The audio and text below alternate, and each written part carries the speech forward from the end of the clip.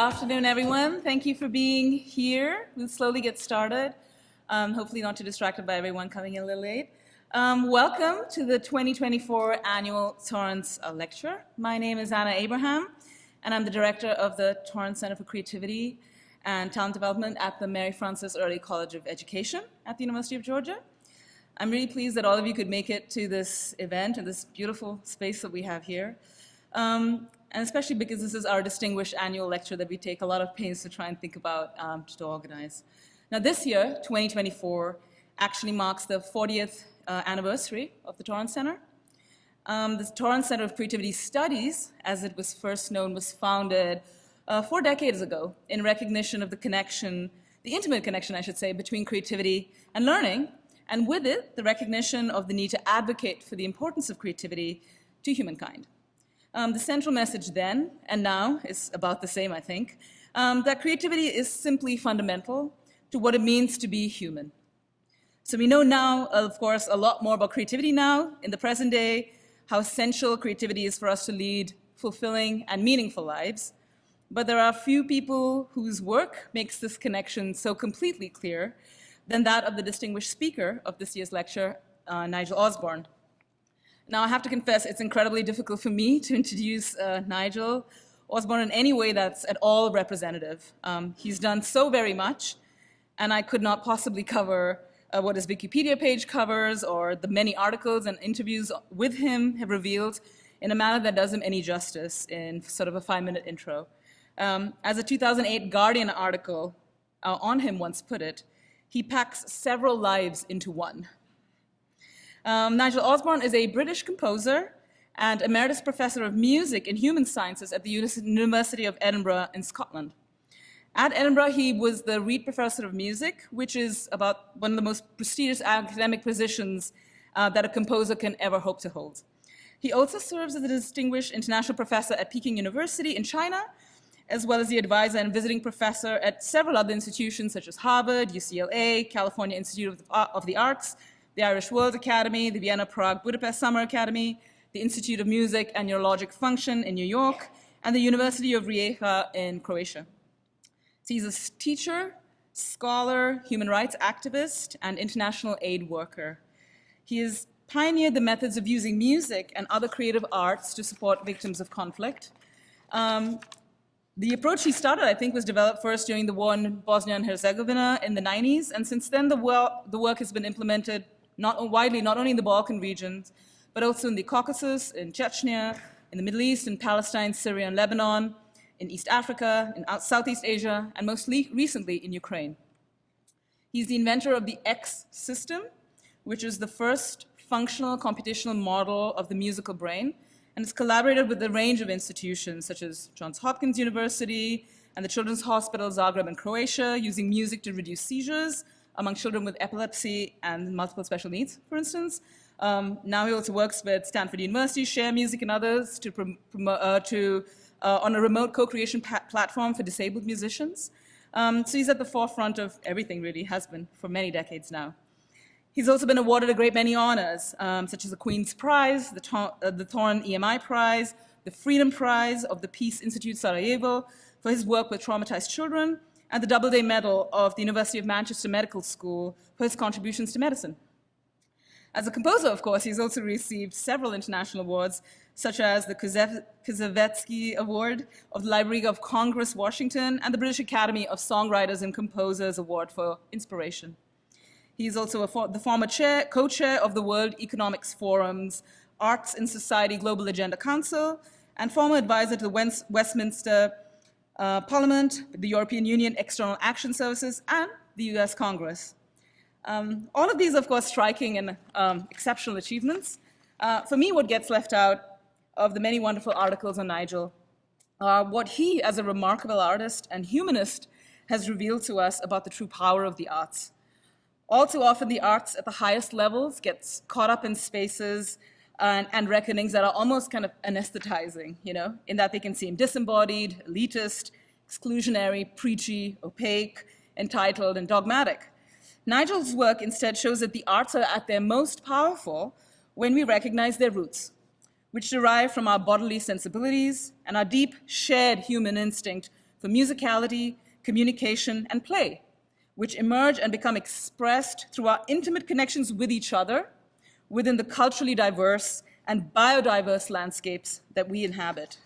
This, to me, is his understated, incredible contribution to the world at large, to show us why the arts matter and to evidence that music is indeed a prosthetic of the heart, to use his own words. It is Nigel's work in some of the most harrowing places in the world that are actively steeped in unimaginable trauma, pain, and hopelessness that singularly evidences the power of creativity to heal and build at all levels, from the level of the single individual to that of the wider collective of communities. And Nigel has a deep and informed understanding of why the arts works this way, how it is rooted in the intimate ties between the internal milieu of the human body and its responsivity to the external milieu of our environments.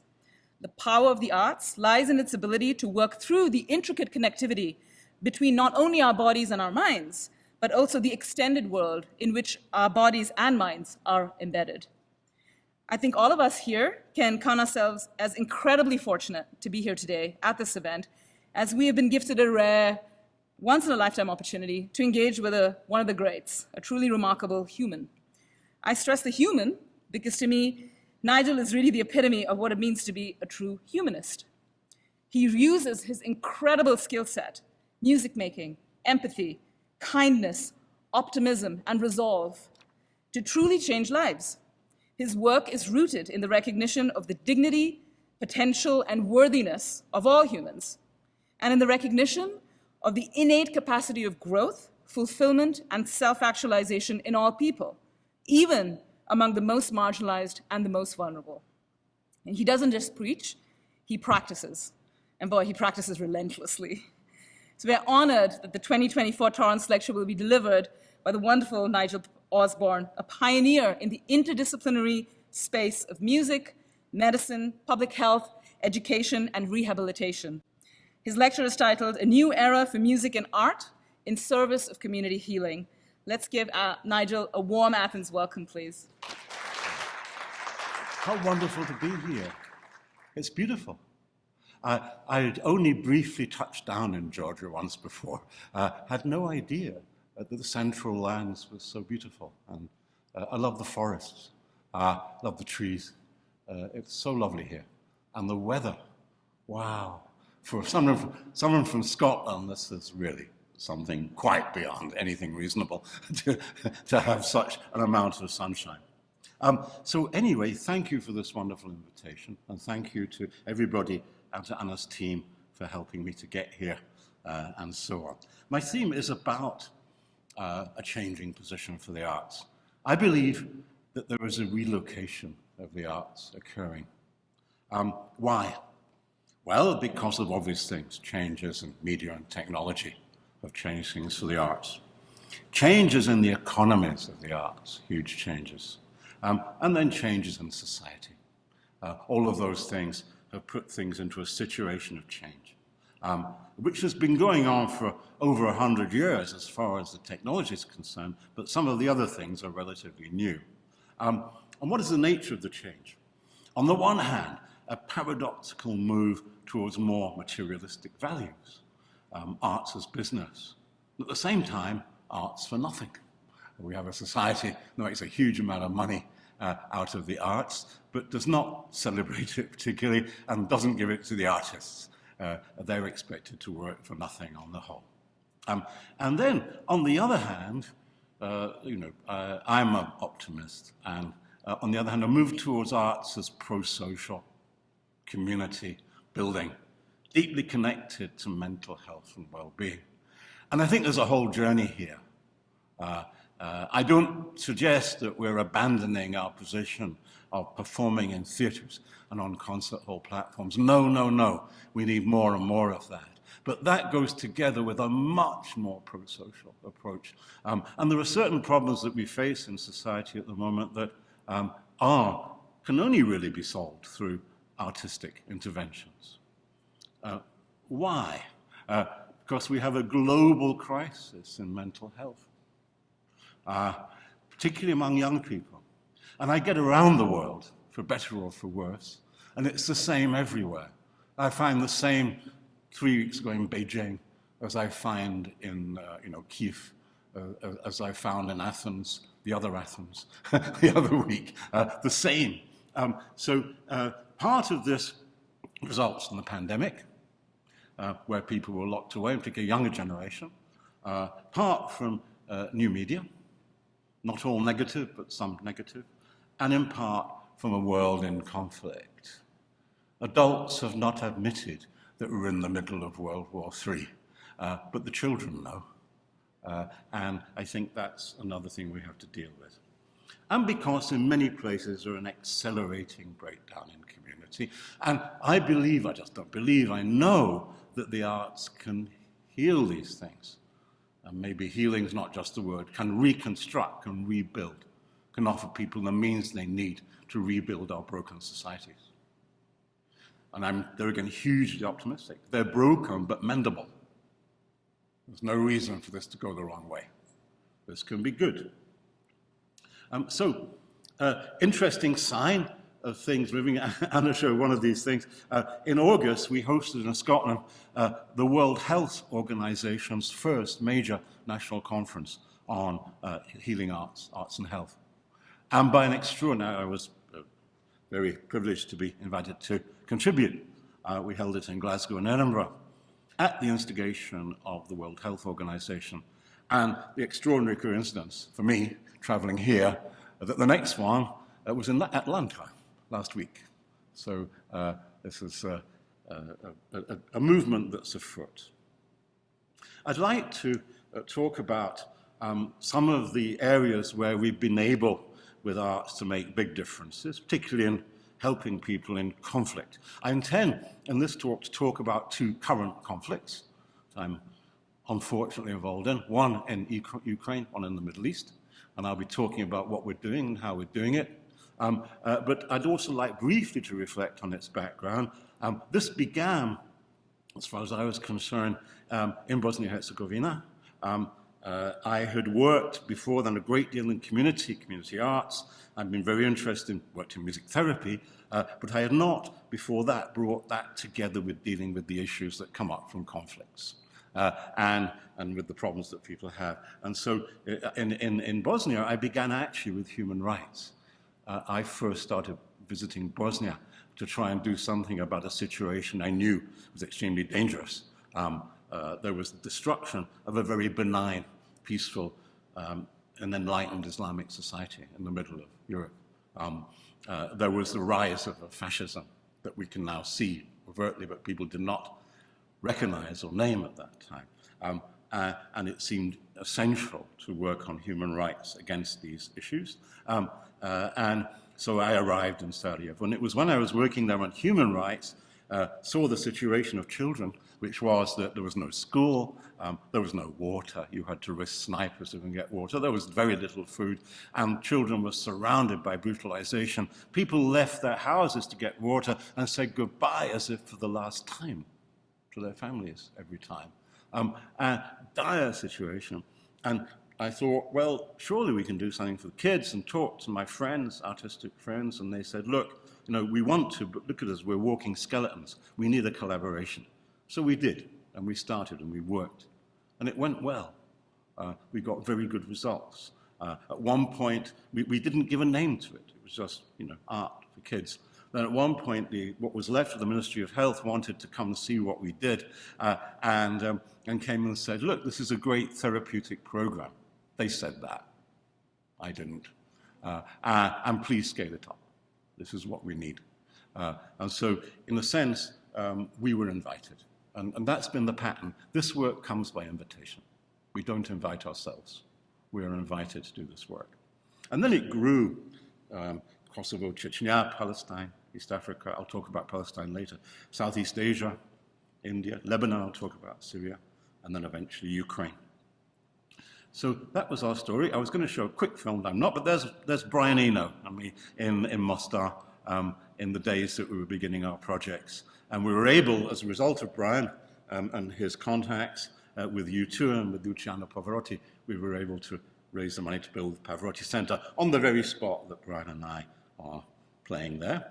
And I was going to show you a film, but I can't, or maybe I can. No, I can't. But what I'll do is summarize that this was a really important journey. We didn't really know what we were doing. We were experimenting. We had a hunch. But what was good was that as we progressed with the work, the body of science around us was developing. In other words, when we found that we were getting certain reactions from highly traumatized children that through music that we could not necessarily account for, the science came. It was coming by the day. This was the 1990s. It was the beginning of a real growth of a raft of science about music, arts, and health and medicine. And so, for example, this little biopsychosocial model that we use, the biological things, we noticed that we were able to have very profound effects on children who are hyperactive, that we were able, through systematically with music, meeting them where they were and then calming them down, we could actually help them. And we discovered that there were reasons for this, that there was good science for. So, for example, that music is highly interactive with the autonomic nervous system, that music can actually entrain the system. And if there's high tone in the sympathetic division, which means that you're flying and you're angry or you're upset or very excited, music can meet you there and calm you down. Music is highly interactive with the body's chemistry. And particularly with the hypothalamic pituitary adrenal axis, which controls most of our cortisol and other hormones related to stress. And we discovered that, with stress, that when a child becomes traumatized, very often cortisol levels flow very high, but then if it becomes chronic, they go too low. And there again, we discovered through the science that with music, we could interact with the body's chemistry, with cortisol, dopamine, serotonin. We could actually make changes that were predictable and in a scientific way. And so it went on, empathy, trust, creativity, joy, imagination, positivity, self-belief, self-confidence. We are building these things in this biopsychosocial model of dealing with trauma in children. Moving to Ukraine, working in Ukraine now. We're doing arts-based therapeutic work in children's shelters. This is where orphans and displaced children end up. Ukraine is full of them. In children's hospitals, where we're dealing with those who are literally wounded or traumatized in other ways. Children's camps, where I just ran one in the Carpathian Mountains for children from Kherson who live in constant bombardment, and we give them a rest. We take them to the mountains. We're not taking them away from home, we take them back home, but we take them to the mountains for a break. And then rehabilitation of soldiers. This was something I didn't plan to do, ended up doing in several ways. We're working with musical therapeutic style methods to help the soldiers in interventions, workshops, songwriting, play, drumming, you name it. And we're also using a method of entraining EEG, that is, say, electrical activity of the brain, which seems to help. And that's at the beginning of its course. I'll say a little bit more about that later. Then training in university, training courses in several universities, the Ukrainian Greek Catholic University in Lviv, the National University in Lviv, the Kharkiv Arts University, the Kharkiv Medical University, University of Ivano-Frankivsk, Kropivnitsky. We're doing professional and service training courses for psychiatrists, psychologists, and psychotherapists. Why? Because psychotherapists meeting the problems of trauma can't always do it with talk therapy. The Ukrainian psychotherapists are very keen on this kind of practical intervention, art with children. This is what gets things moving and changing. This is where we deal with hyperactivity, I'll show in a moment. Art Therapy Force is not my choice as a title, because I want to keep the situation of art therapy in a position where we can create a situation of registration and certification. However, we do have a number of properly qualified therapists who are trained abroad, sufficient critical mass for me to say, okay, if you must, call it art therapy force, as long as people know where the boundaries are. I don't want to mess things up for the future. It's very important we have proper training. So let's look at a shelter. This is a children's shelter in Lviv, and these little children are from Mariupol, which was flattened in the early part of the war. They're all orphans, and there are many orphans because what happened was when families sent their children to safer places, and then unfortunately lost their lives, and the children were left, and then local people tried their best, but many ended up in places like my shelter. And here I've got a group of 3 to 6-year-olds, and what I'm working on in our circle, biopsychosocial circle, is I'm working on trust, I'm working on empathy, I'm working on relaxation, and I'm working on safety. And I'm using music to do it. And I'm working on family, because I don't have one. We're their family. But we know how to be careful about that. But they do need people to fulfill those roles. Unfortunately, I have a group of my students, from this case from the Ukrainian Catholic University, where I'm training them. And here we have just a little singing session with the kids.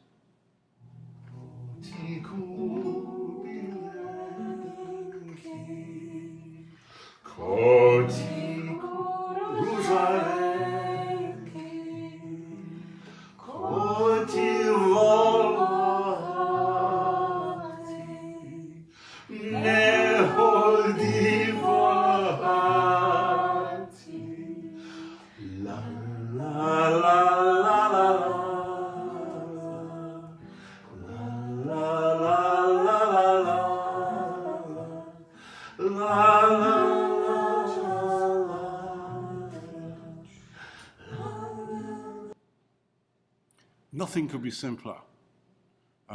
And we are using the voice to create a field of empathy and trust and love, giving a place to children to feel safe and cared for by the music, by the voice. I had the pleasure of working, Anna knows very well Colwyn Trevarth, and I worked with Colwyn for years on mother-infant communication, and we discovered how powerful this was in helping children. Another example, here I'm working on chronobiology, on the time in the body. Music is in direct contact with our moment-by-moment chronobiology. It is the prosthetic and regulator of it. I'm working on fine and gross motor skills. I'm working on synchronization.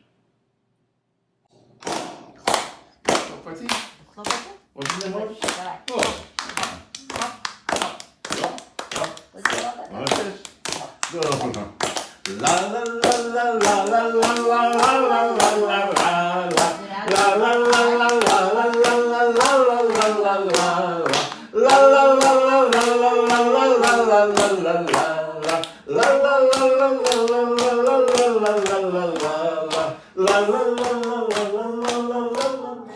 and so on. This is, there again, something very simple. I'm using the clapping diagnostically in part. I'm looking at the children that can't clap, or we had this discussion, and we can help them, and did help them. Also, trauma, post-traumatic stress disorder and trauma children, it breaks time. It's not just the autonomic nervous system goes onto high alert, the brain does with it, and races through time in fragments. And in music, we can put time together again. We can work in time, living in time, regulating the body in time. And that's what we're doing there. And I promise you that the children that can't clap, or we did fix it. And we worked on that. I was teaching the students how to observe it. And that's what we were doing. And then working on creativity, imagination, and safety, we sung a song about a cat, and we just sung a song about a rooster. And so there's a lovely Ukrainian fairy tale about how a cat and a rooster build a house. So we build the house.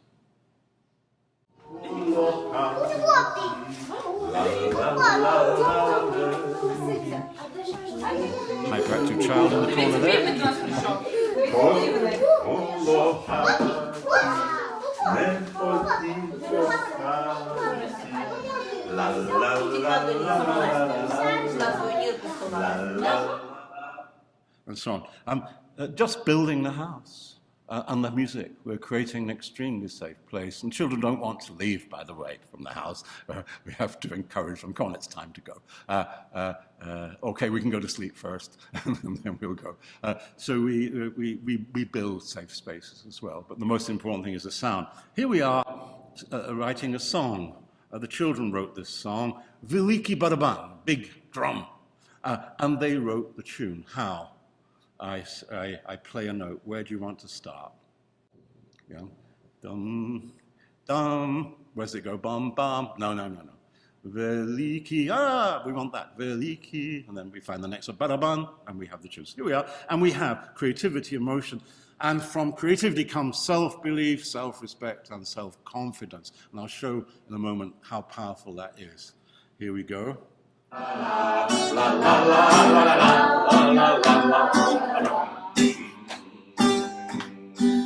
Śpiewamo! Si razem! Veliki baraban, veliki baraban, jaki baraban, jaki baraban, jaki baraban, jaki baraban.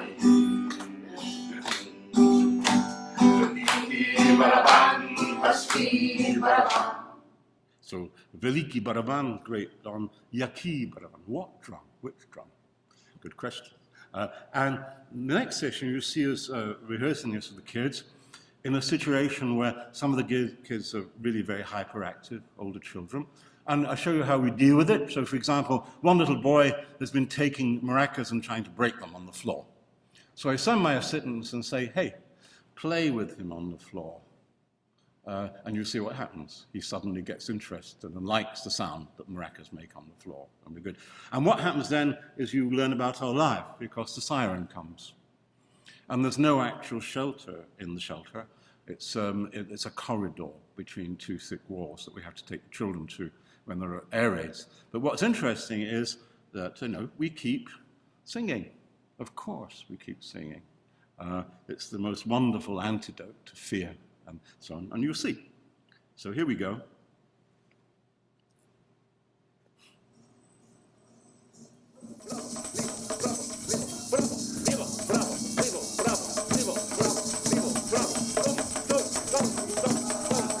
Veliki baraban, veliki baraban, yaki baraban, yaki baraban. La la la la la, la la la la la, la la la. That's the way you do it.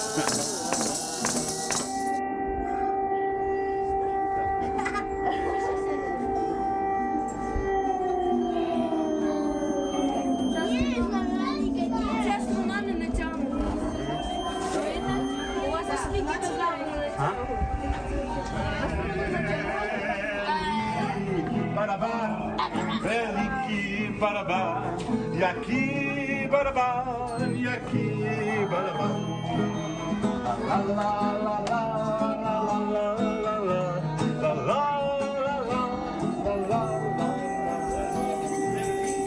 Veliki baraban, yaki baraban, yaki baraban.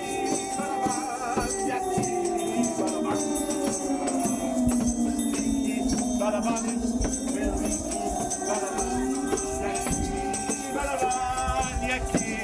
baraban.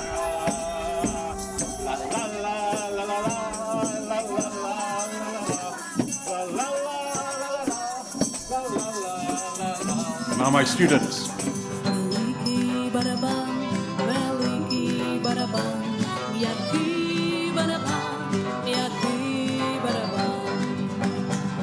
Veliki baraban, veliki baraban, yaki baraban, yaki baraban.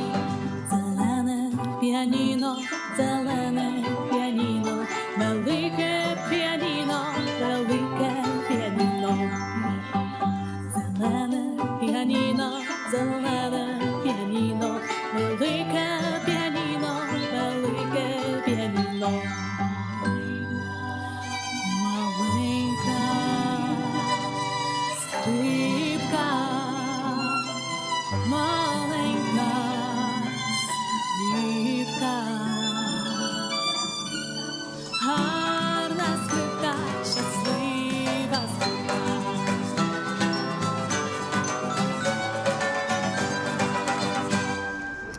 this as a shelter. It'll stop in a second. I hope. No, it's not doing. Okay, we'll go on. So what's important about that is I invited my students from Kharkiv, composers, to arrange for the Kibaraman and make a professional performance.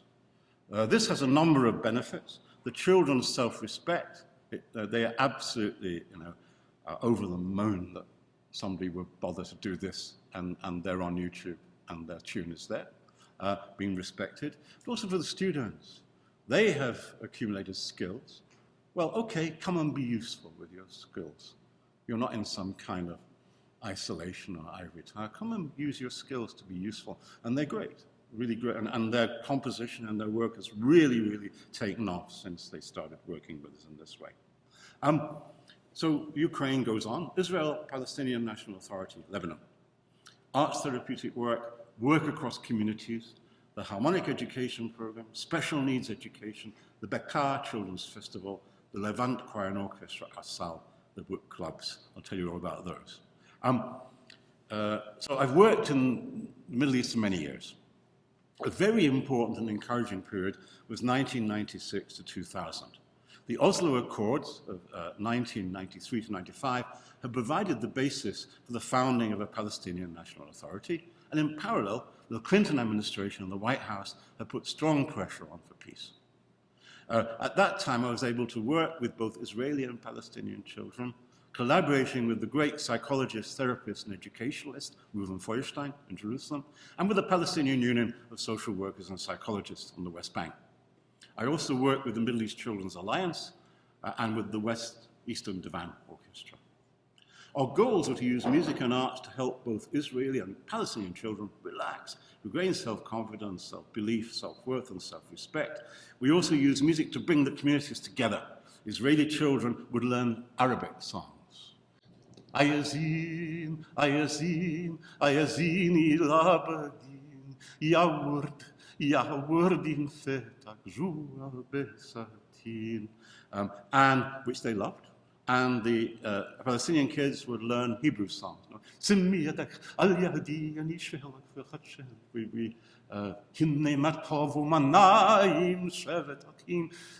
the kids loved it. And it worked very, very well. In September 2000, Ariel Sharon, leader of Israel's opposition parties, accompanied by a large group of riot police, went for a walk on Temple Mount. I have no right to make judgments about this, making none. But it marked the beginning of the Second Intifada and the end of a highly successful period of work in peace and reconciliation among the people we served. The reason I say this, we did it. We had 4 years of very effective cooperation across communities.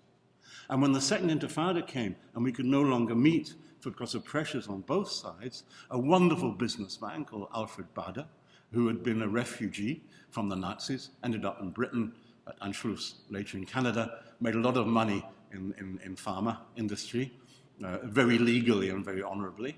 And he had, in the meantime, bought a castle in Sussex for Queen's University, Canada, and he paid for, lobbied the Israeli government and others to bring all of our teachers to Herskanso Castle, Israeli and Palestinian teachers. And we had a meeting and we made a vow. We are not giving up. We will make peace and justice. They will not stop us, and they won't. So that's the important thing, is they were good stories to tell. And I continued working, mostly on the West Bank, particularly in Nablus, with Feuerstein's blessing, therapeutic with children in overcrowded refugee camps, and with Feuerstein himself implementing some of his methods in the Scottish education system. I continued to work with both Israeli and Palestinian activists for peace, justice, and children's rights and health, although sadly separately, but not completely. There were some interesting stirrings among our group just now.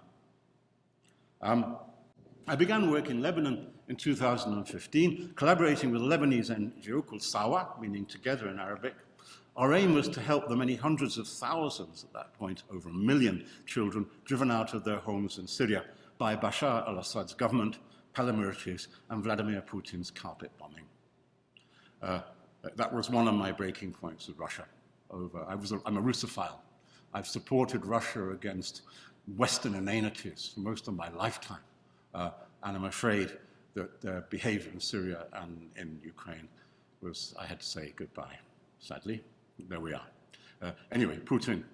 We built informal schools made of canvas or prefabricated materials and found existing buildings to hire where we could. We created a program called the Harmonic Education Program, which sat beside the normal Syrian curriculum. Our focus was on music, sport, and technology. Why? Because the children couldn't settle into normal education, and only music and sport could bring them back into it. And technology, I'll explain for reasons. So the objectives of the Harmonics program were children's creativity, to offer Syrian refugee children who are victims of conflict rich experiences in creativity, engagement, knowledge, and understanding, based on activities in the creative arts, sport, and new technology. Children's learning, to offer them a soft landing as they arrive or return to the process of education, including nurturing of focus, concentration, cognitive development, socialization, and emotional intelligence. Children's well-being, to offer them support in a wide range of social, psychological, and biological needs, back to our circle, ranging from self-confidence and self-respect to trust, joy, loss of fear, empathy, and regulation of mind and body.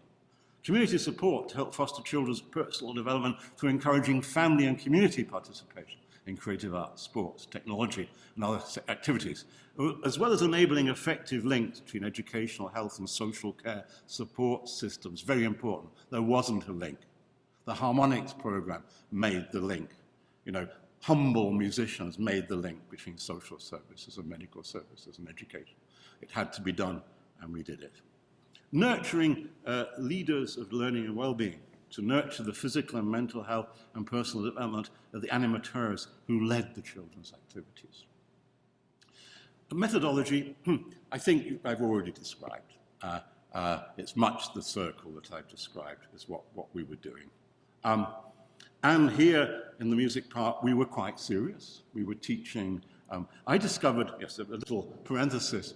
When I started work with Lebanese children, I imagined it would be like Palestine. In the Palestinian Authority. And in the Palestinian National Authority, children love to travel in music around the world. They really do. Whereas I discovered with the Syrian children, Lebanon did not want, they wanted home. Of course, the Palestinian children are home. Maybe not in the places they want to be, but they're home. And the Lebanese children not. And so the Syrian children not. So we were teaching, you know, the drum beats, the maqams of Arabic music to them as part of the music program. Here's an example. I should say these children were virtually uncontrollable 2 or 3 weeks before this film was made. They're hyperactive like crazy. And some of them had to be sent back to their tents because they were so disruptive in the school that I managed to hire a building. But this is what they do after a few weeks of music.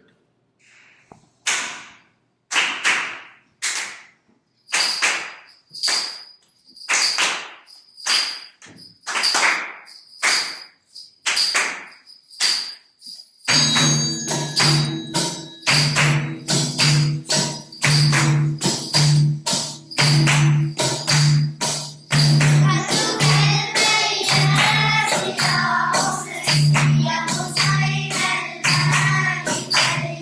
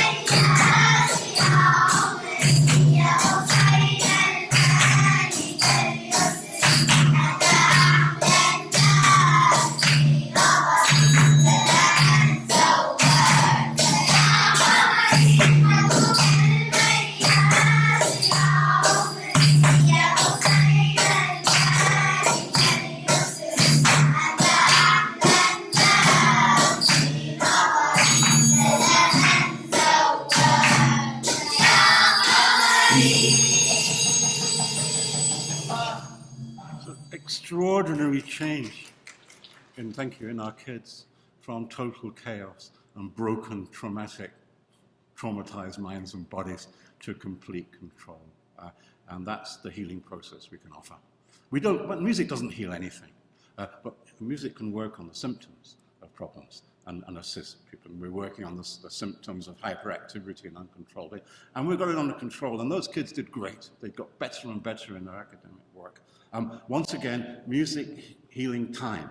This is what I call a chronodiagram, showing for biologists how the rhythm works on the body and how we're dealing with different levels of the body, the center, the extremes, dealing with neural systems that are linked in various ways that we can stimulate and help coordinate through the coordinated activities of the body.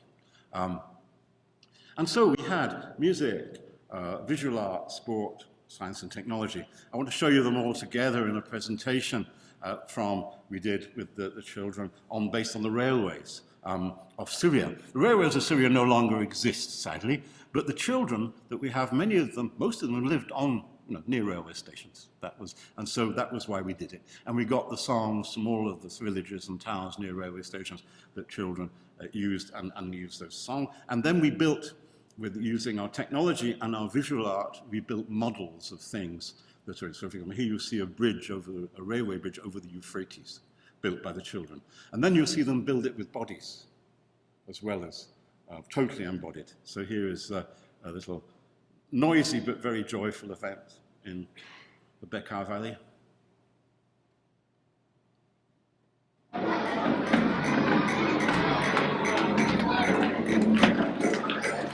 Here comes the bridge over the Euphrates. And the song is from the village of bridges.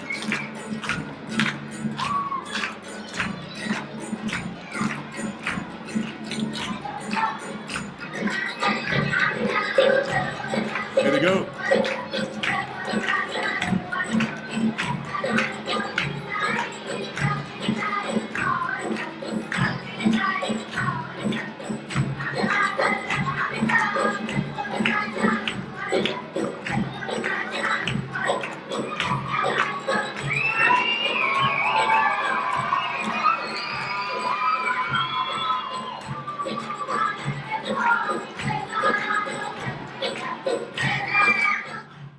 Hope you notice this is a big social event. It's an event for the families. They come from the tents, horrible places, into a room, and we feed them wonderful food, and we have a great event. Also, the work with movement we cultivated very carefully. I was very important issues of balance, and everybody here who works with the human body knows what we were working for there with children with trauma. And the fact it was slightly dangerous, very good. Excellent. And then we also worked throughout the Bekaa Valley, eventually. Hermel, Arsal, Baalbek, Ba'alias. And we also developed a festival with Edinburgh Direct Aid, the main lead, Lebanese Youth Network, and Sawa joined to create the Bekaa Children's Festival, including children of all communities, Sunni, Shia, Druze and Christian, Lebanese, Syrian and Palestinian. And people really appreciate that. In a valley that is threatened by being blown apart by sectarian violence, we have a celebrated festival where people get together. And we also developed a Levant Children's Orchestra, which we founded in Arsal, the most poor place. In the next slide, you'll see an inclusive performance in Arsal just now in June with the Levant Orchestra and Choir, local community and children with special needs. And you will see an excellent example of wheelchair dancing.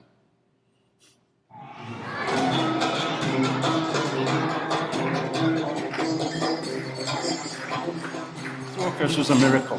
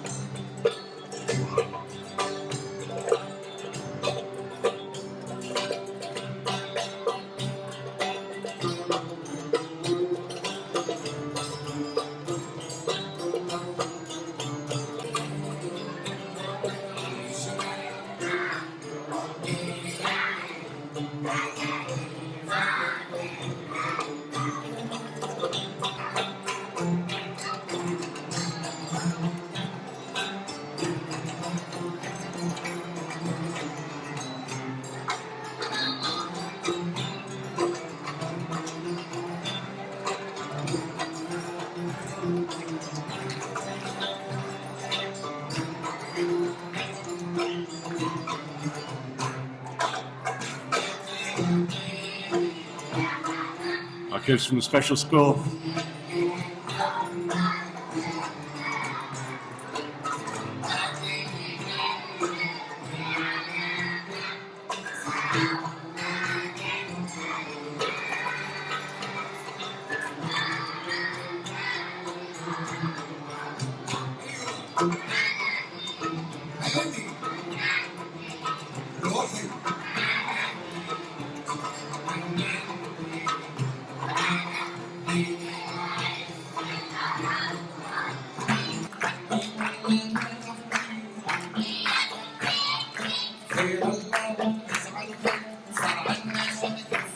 And so on. We're really proud of this. Nobody thought we could do that. And I took them to Baalbek, which is like a metropolis from our south, and people couldn't believe, can we have one? I said, yeah, you can.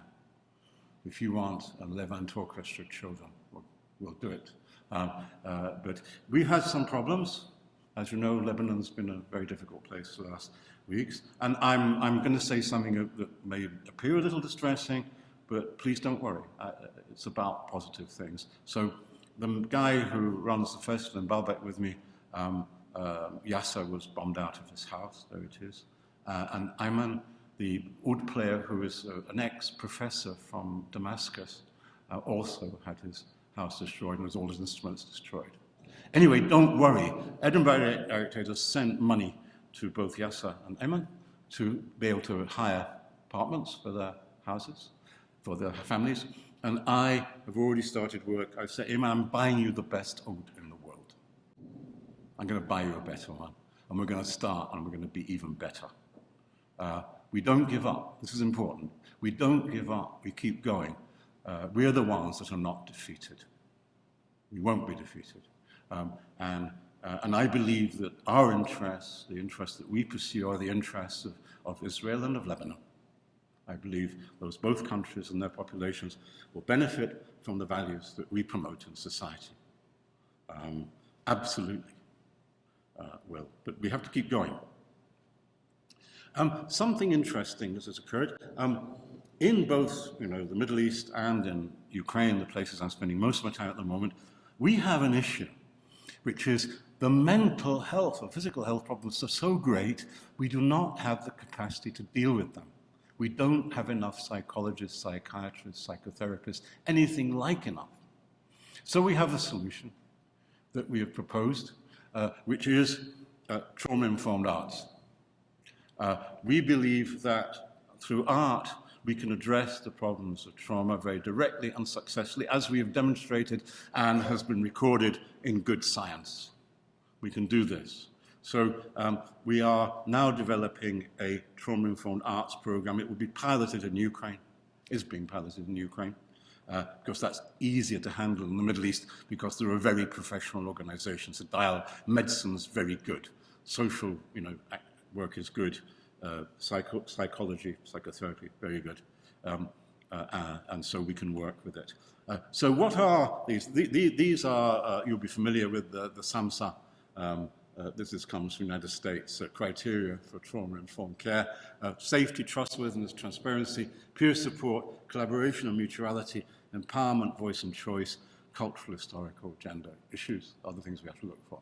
We are not training music therapists or art therapists. We don't have the time, nor do we have the right. We do not have the right registration, certification, organizations to do it. But we can train artists in trauma-informed awareness. Not what not to do and what you can do to help, and how you get out of, if you get a difficult situation, how you deal with it. Here are some examples. It fits like a hand in a glove. Arts fit into SAMHSA's criteria exactly. So safety, which is organization-wide, physical, psychological safety. Here we are as an example, Children's Hospital in Kharkiv, very vulnerable children who are both traumatized and have hematological challenges.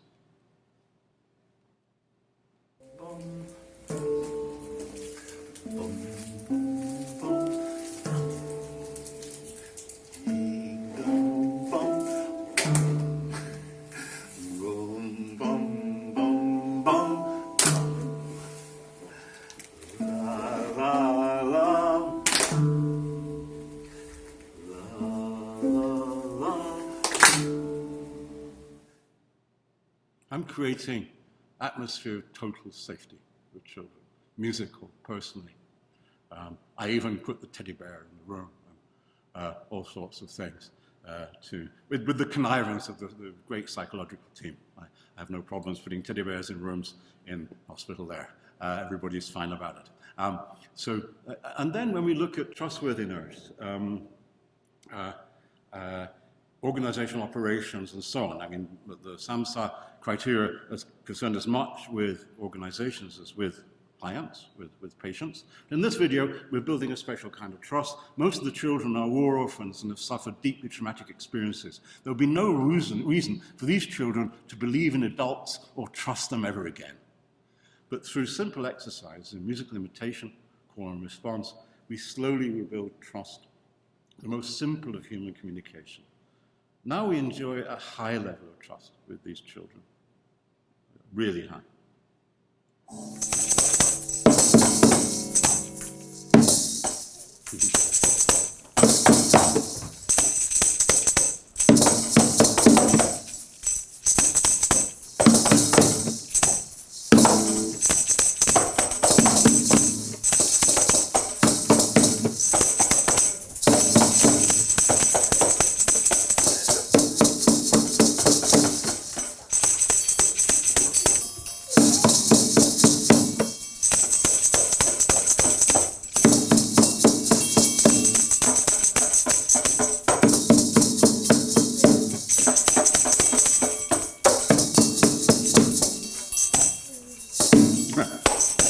So we're taking turns taking initiatives and learning trust. The lady there is Dr. Anastasia Shirok. She's a psychotherapist I work with. But Anastasia is completely committed to these practical interventions. Peer support, mutual self-help, and so on and so forth. Give an example from Plötzensee Prison in Charlottenburg, Berlin. This is a project I did, and I work regularly in Plötzensee, with long-term prisoners and with the Berlin Philharmonic Orchestra. It was great for me because I got to conduct the Berlin Philharmonic, which wouldn't happen in any other circumstances, I can assure you. But it did here, and this is a piece that we developed called Die Sieben Türen, the seven doors, based on Bartok's Bluebeard's Castle, but with the prisoners' own texts, their own music. I helped them compose it. And offered them various models that they took on. Composition included quite sophisticatedly. We have the harmonic series, we have complex polyrhythms, we have the second mode of limited transpositions, which they chose. Dee, da, ba, ba, ba, ba, ba, ba. They even chose that. And you can hear all those things happening in an introduction here. And we have a wonderful, I invited the Berlin Philharmonic and a wonderful jazz singer from Atlanta. Her name is Renee. You'll see her.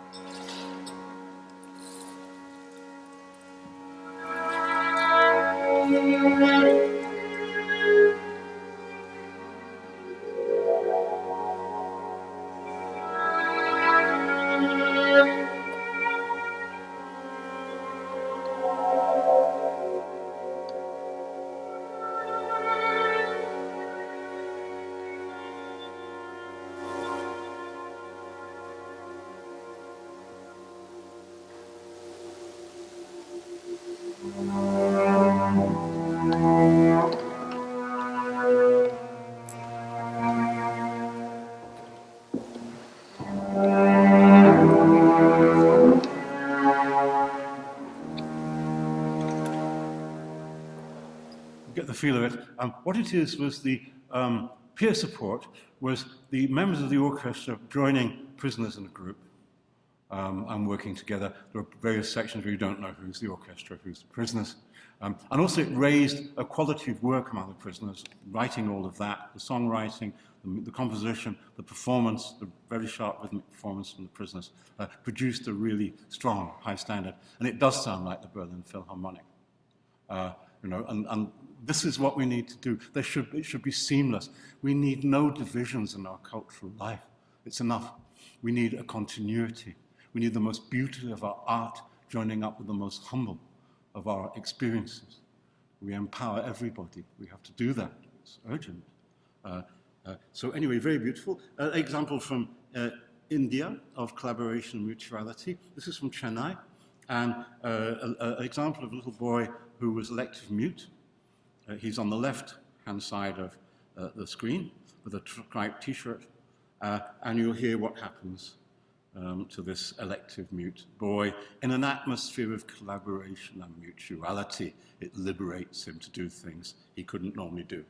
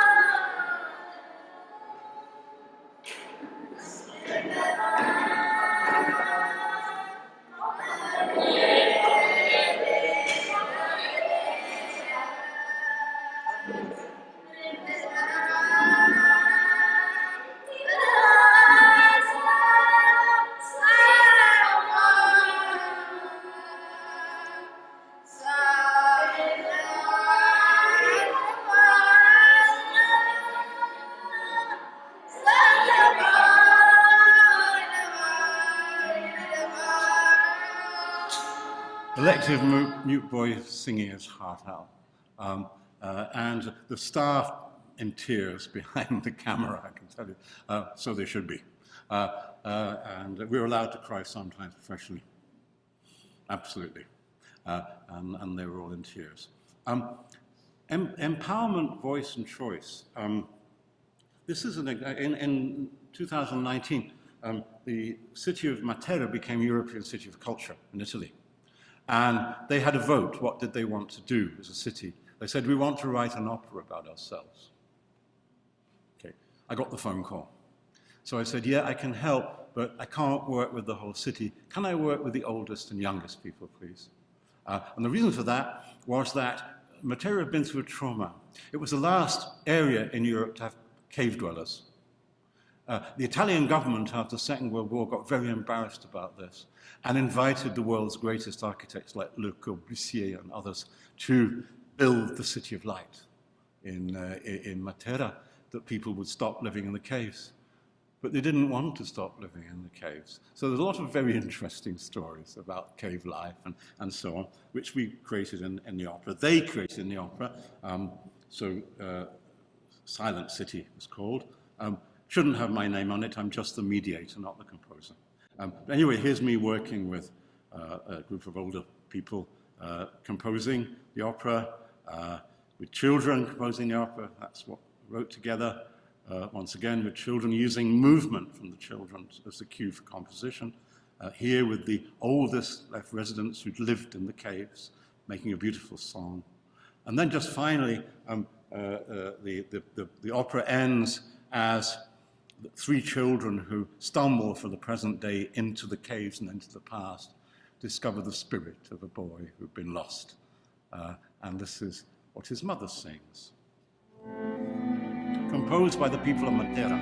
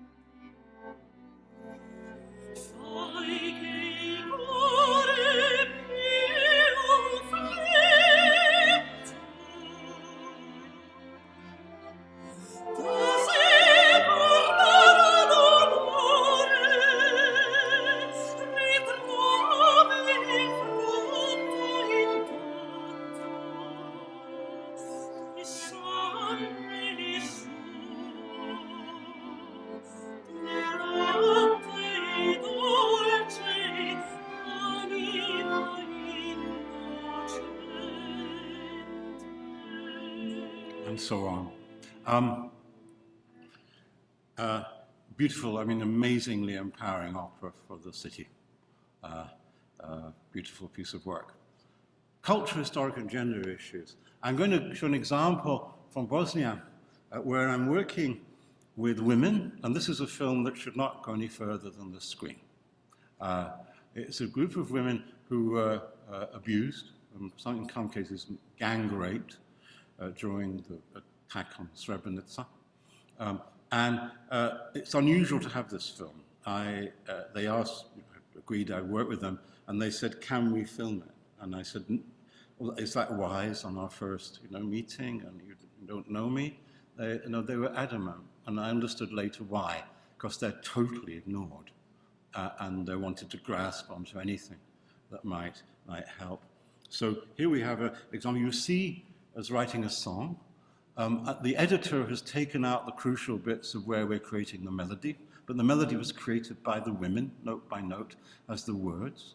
And you can see also her process of how, during just one session, the first session, the women become more at ease in the situation.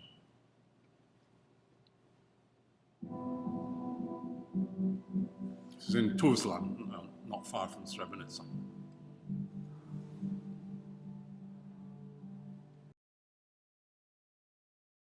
Nema darova, amanama, nema darova.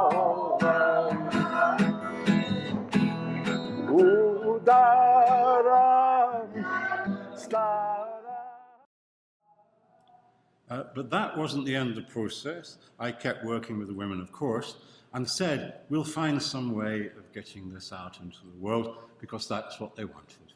They're called Nash Glass, our voice, and I'll make sure you get your voice out. So luck came my way. The Liverpool Philharmonic Orchestra said, will you write us a piece about Bosnia for the commemoration of Srebrenica? I said, no, I have no right whatsoever to write you a piece about Srebrenica. However, I have some songs from Srebrenica that might be very interesting to you. Do you mind if I produce those? So, okay. I played them some examples. They were immediately convinced. And when I got back to Tuzla, what was very interesting was I said to the women, look, do you want this in this kind of rock ballad style that we were singing? They said, no, no, no. We were brought up in the old Yugoslav music education. We were brought up on composers like Bartok, Kodály, Stravinsky. Very sophisticated stuff from these women. And that's what we want. So I said, okay, I will help you to do this in the way that Bartok, Kodály, or Stravinsky would do. And we very patiently sat with keyboards. I played them different kinds of harmonies that might happen. They chose.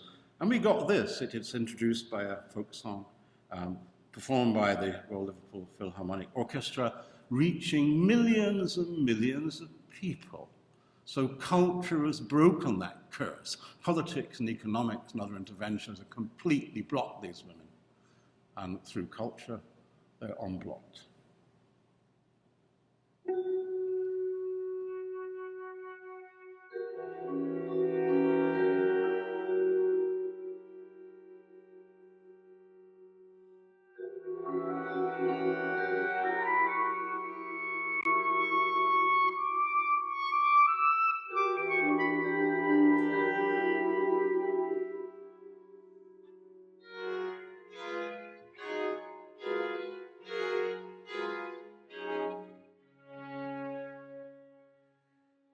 Time, life, and I live in my days. Time, life, and I in different ways. With the hurt and the pain, the strength we gain. Hear our voice and the words we want to speak. Give us our voice and the justice we seek.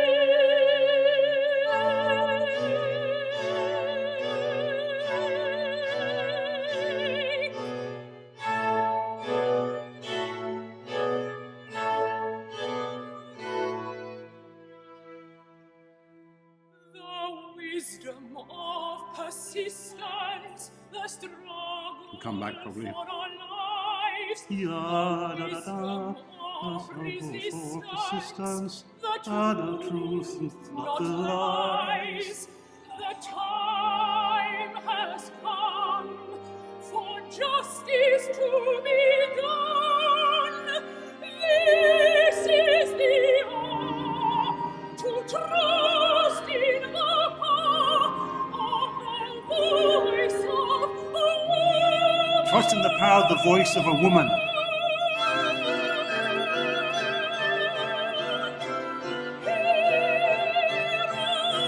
Hear our voice.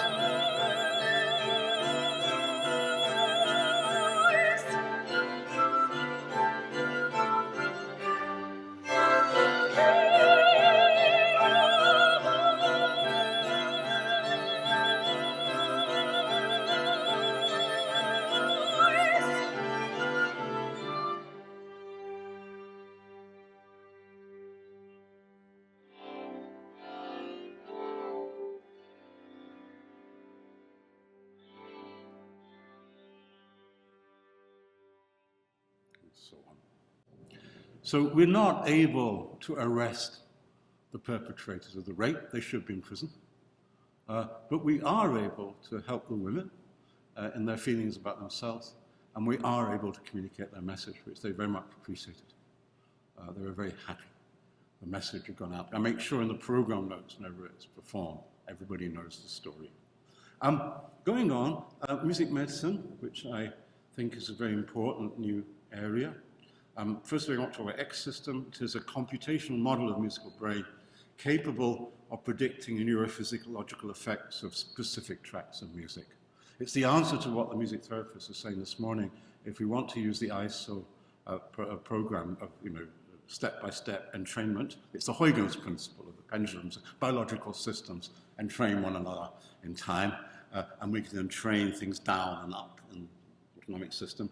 So we can predict all of that. And indeed, we set for the UK National Health Service, we won prize for the best intervention of the pandemic by our playlists on Recovery College, built by X System. We are treating intractable epilepsies, and we're treating central nervous system disorders, PTSD, sleep disorders, and anxiety.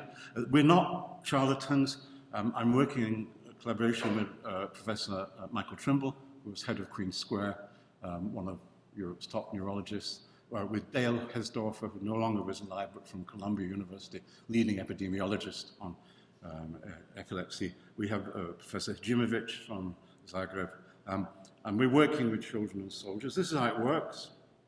That's X system, how the model is. Here's, for example, how it can predict. Here's a piece of music. The prediction down there is predicting autonomic behavior, and the line at the top is what actually happens with heart rate. Here's an example.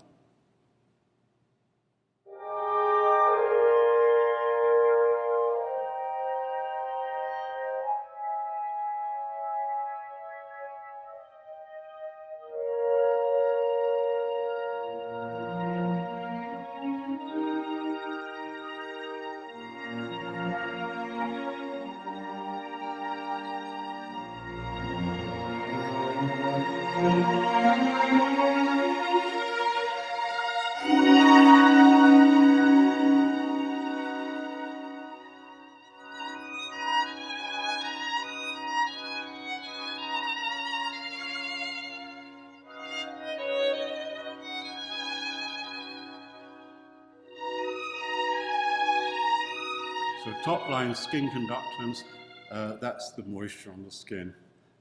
And the more relaxed or the drier it is, the more excited. The wetter, as you know, when you sweat, and the lower the heart rate. What's fascinating, I think, is not just that the X system prediction, of course, is good, but rather the sensitivity of our bodies to music. The microsecond by microsecond modulations of autonomic activity that occur in the process of listening to music. A score far more detailed than Holst's score. And I'm reasonably experienced, and I can tell you what people are listening to very often. And I can see the neural score. I know what the musical score is. Anyway, the X system can predict those things, and also not just arousal, but also vagal power, and so on. And so That's how the music well-being worked, our entrainment lists. And this is how, for example, we categorize, how we analyze Ella Fitzgerald, looking at autonomic, endocrine, limbic, auditory cortex, motor cortex, and brainstem activity.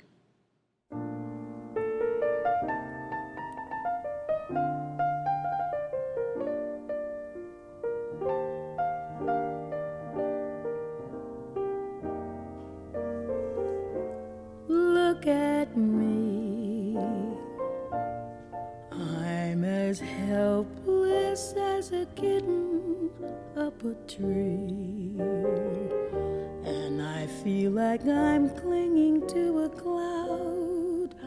I can't understand, I get misty just holding your hand.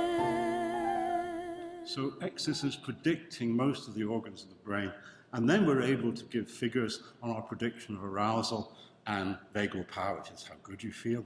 And then we're able to make playlists step-by-step and framework. I'm sorry that seemed to freeze at one point. Something weird with my old computer. That's how our playlists were assessed. You can see the blue triangle is how people began listening to our playlists. The red is where they ended. I think that these are far too good, these results. It's what happened during the pandemic because people liked it very much. But it's not placebo effect. We've measured it otherwise, but it's an enhanced effect that we got, but it's very good. And then another thing, our epilepsy, music can entrain electrical activity of the brain. Great work by Isabelle Peretz and others on this, Montreal. Very, replicated peer-reviewed research in many journals. We know that music can entrain electrical activity and does so in rather detail. What we do to help our children is to take an all-night EEG, and then we look for the healthiest passage of sleep. We're looking at second phase sleep usually. We're looking for where there's least epileptiform activity. That's the child's then own healthy brain activity. Then we audify it, and this is a special system. We use multi-scale oscillatory dynamics analysis. We don't use fast Fourier. We use wavelet correlations. And that gives us a much more powerful hold because we can do ridge extraction of the main frequencies. And so then we can audify the EEG. We, of course, transpose it to the realm of audition. And people say, but don't you lose it there? No, the brain understands octaves. We don't need to do binaural beats. The brain understands octaves because of the difference between a man and a woman's voice and many other things. We know octaves. And here is what this child's brain sounded like.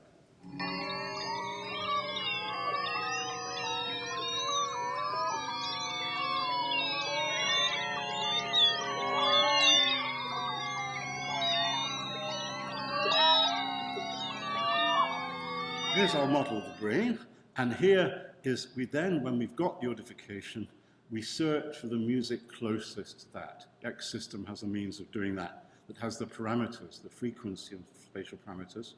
Here it is.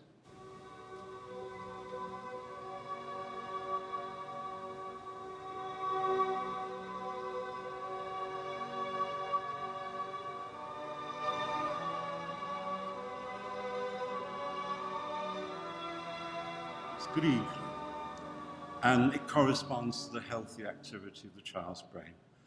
So what we've had with our work is that we've got better background activity. We have an average of 30.1% in epileptiform activity, but 50% for generalized epilepsy and 16.5% for focal epilepsy, and 100% on many occasions.